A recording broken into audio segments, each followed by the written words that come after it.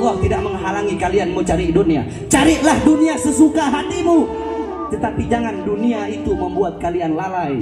Jangan sampai dunia itu membuat kalian lupa. Jangan sampai dunia membuat kalian jauh dari Allah.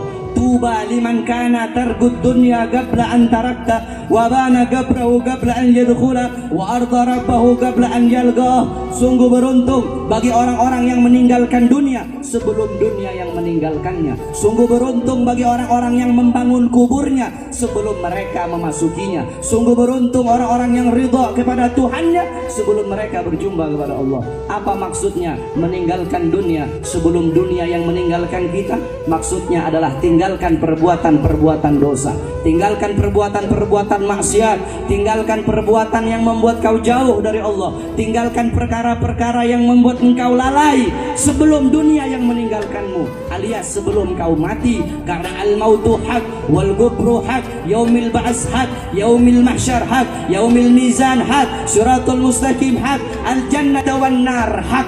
Saudara-saudara, kematian itu benar adanya. Kullu nafsin dha'iqatul maut, kullu hafan, kullu syai'in khali illa wajha. Kematian itu benar adanya, kubur itu benar adanya, hari kebangkitan itu benar adanya, yaumil mahsyar, padang mahsyar itu benar adanya, yaumil mizan itu benar adanya, hari pertimbangan pertanggungjawaban itu benar adanya, siratul mustaqim benar adanya, surga dan neraka itu benar adanya. Oleh karena itu persiapkan bekal-bekal untuk nanti kau bawa ke akhirat. Karena dunia tempat menanam, akhirat tempat memanen. Kalau di dunia kau menanam sesuatu yang baik, di akhirat engkau pun akan memanen sesuatu yang baik. Kalau di dunia kau menanam sesuatu yang buruk, di akhirat engkau pun akan memanen sesuatu yang buruk. Wa bana gabrahu qabla an yadkhula wa arda rabbahu qabla an yalqa. Dan orang-orang yang ridha kepada Tuhannya sebelum mereka berjumpa dengan Allah Subhanahu wa taala.